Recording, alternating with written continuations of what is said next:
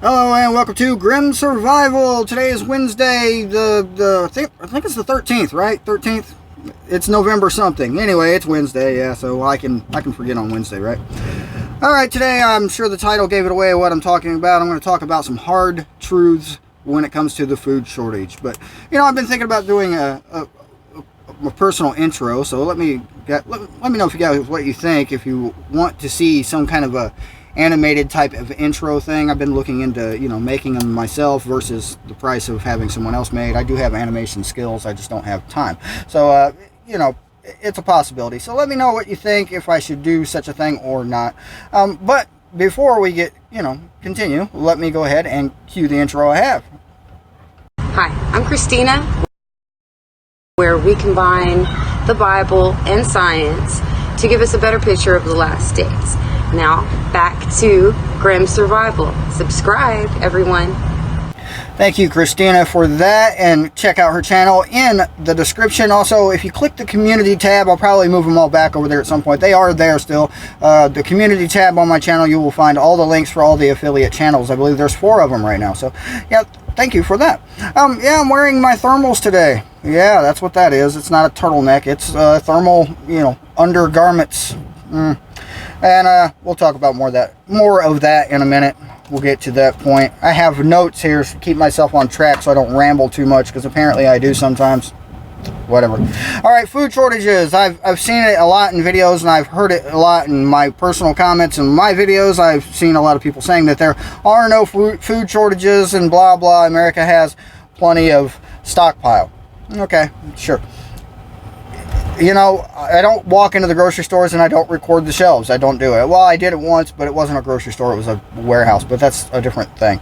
Not for the same reasons either. And I've seen the videos of the guys who do. I've seen a lot of videos of people walking into stores and showing, what's not on the shelves. And I think, really personally, I think you guys are focusing on the wrong things. I think it's not really about what's not on the shelves, because anybody can argue the point that, they're just waiting for the next truck. The next truck will be there at a certain time of day, or you must have been in there really late at night or really early in the morning when they're not stocked yet, and blah, blah, blah, blah, blah. There's so many excuses.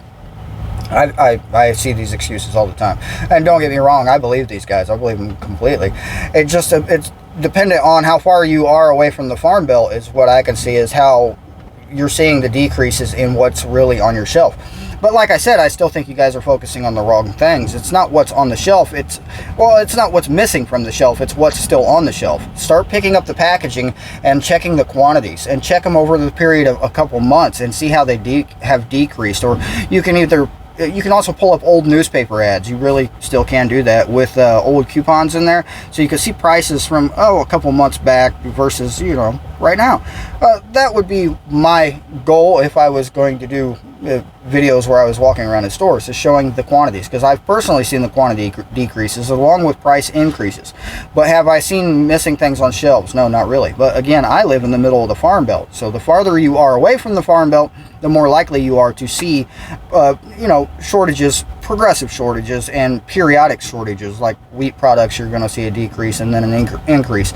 Right now, the entire country is experiencing an increase in meat products, and the prices of reflecting that, they're dropping.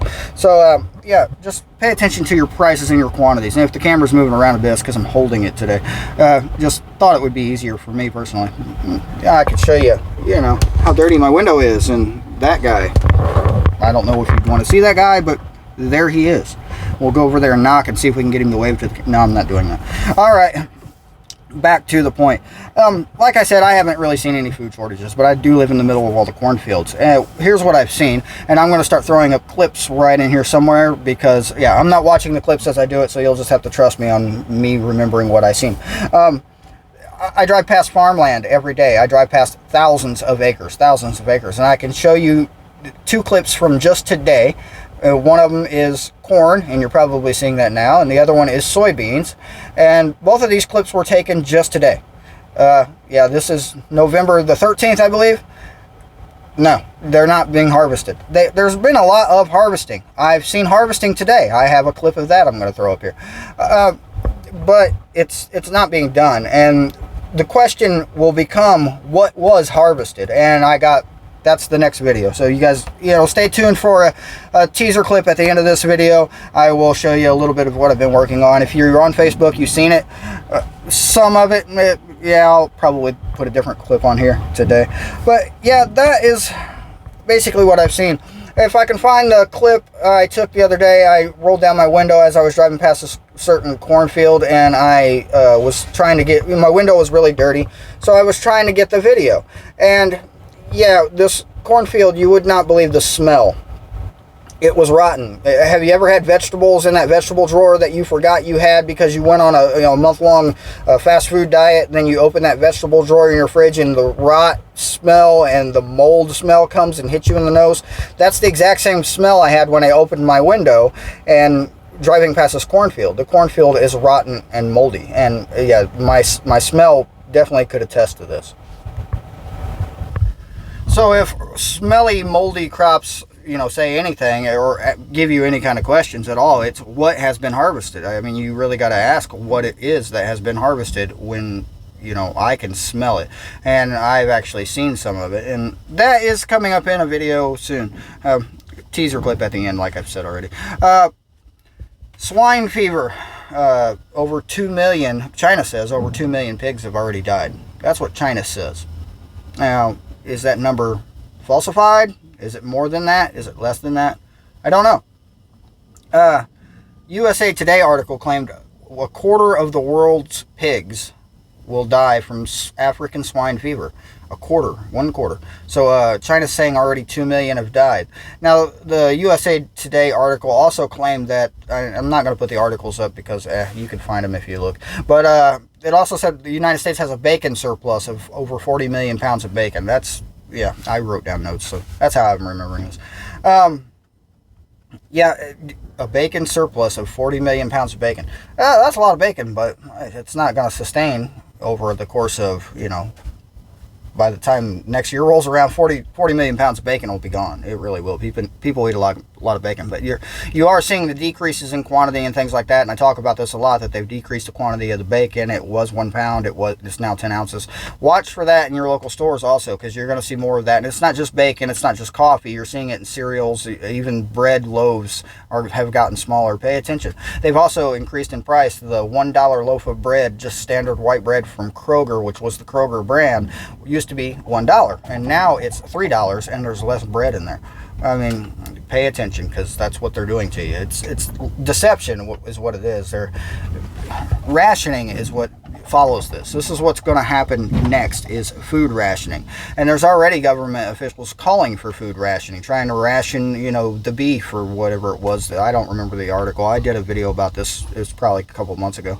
But yeah, you're going to see more and more food rationing. They're going to start cutting down your quantity. So it won't be, what's McDonald's sell? The quarter pounder, the quarter pound burger, right? Yeah, that's not going to be a quarter pound too much longer. Right now, like I said, we're having a meat surplus. They're having to kill all the animals because the corn isn't growing, as the clips show you. Well, it grew, it's just not being harvested.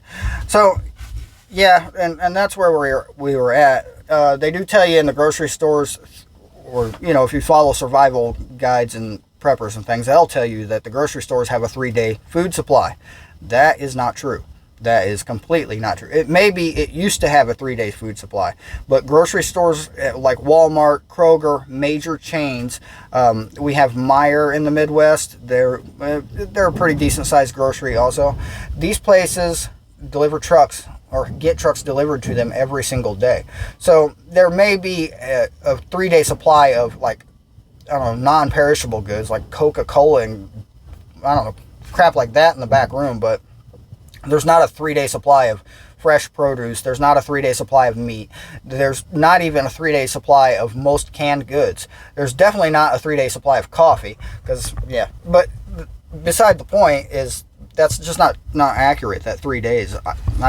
For the first half of this year, well, at least the first quarter of this year, I delivered food. I just ran in and out of food production facilities and food distribution warehouses. And I can tell you from my experience, now just a quick little background here. I have driven dump trucks into military bases. I have driven semi-trucks into places that, you know, electronic places, let's just put it that way. I've been to Amazon distribution centers. I have been lots of places in trucks, and the most guarded, well-guarded facility I have ever seen was a food production plant, and I'm not going to bother naming the name of it. Food distribution centers, extremely well guarded. These places have armed security. They have razor wire fences all around them.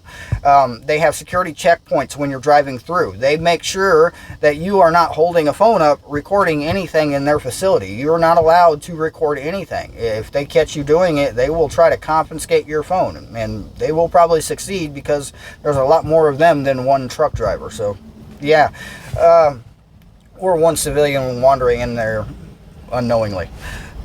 Point of the matter is, food production and food warehouses, food distribution are some of the most well-guarded facilities in this country. I've seen it. So why do you think that is?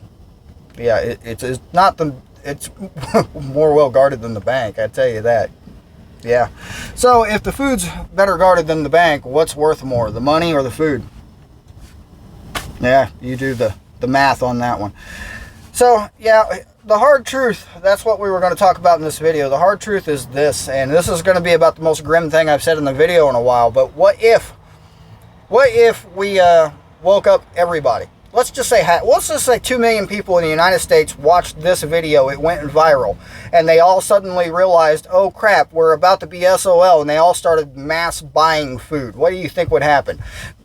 I mean, there's not 3 days worth of food in any grocery store, and there's not enough grocery stores at this point to feed the population. It really isn't. It doesn't sustain. I could just do the math on how often they have to resupply those shelves. You'll see, if you just stand in a grocery store all day with a camera, you'll see them restock the shelves several times throughout the day.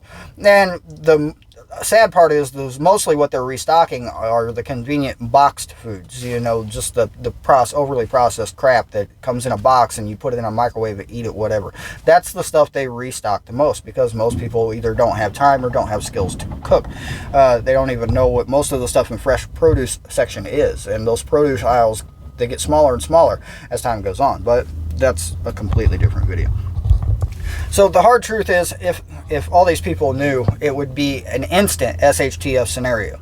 You're talking a mass exodus of cities. Just if you live within 10 miles of any city, on any side of any city, within 10 miles, within the same day of a mass SHTF scenario, you would have people walking past your house or walking through your yard.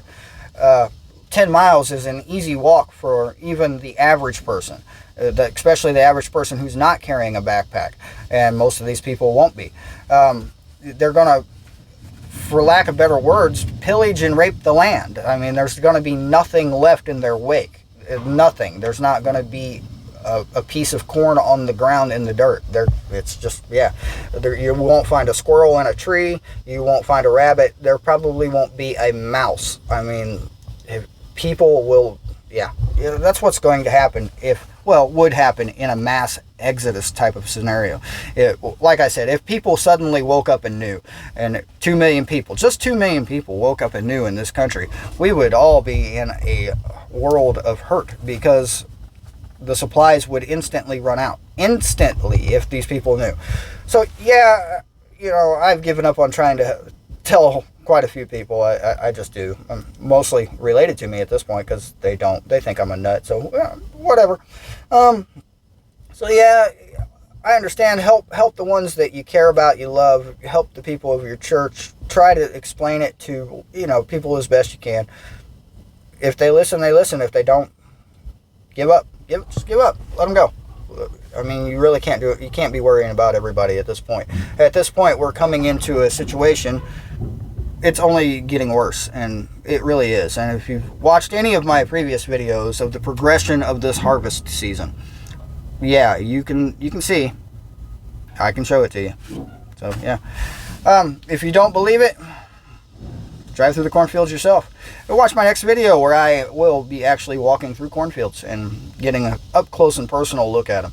I don't know if it's going to be exactly the next video, but it's coming out sometime later this week, Saturday at the extreme latest. It's just been really hard getting videos out lately. I've been really busy. I've put myself in a position of having to do way too many things. So trying to start a business, trying to develop a product with blueprints, trying to drive this truck 12 hours a day, trying to make YouTube videos. And yeah, I've stressed myself out a little bit too much. So I'm getting to it eventually.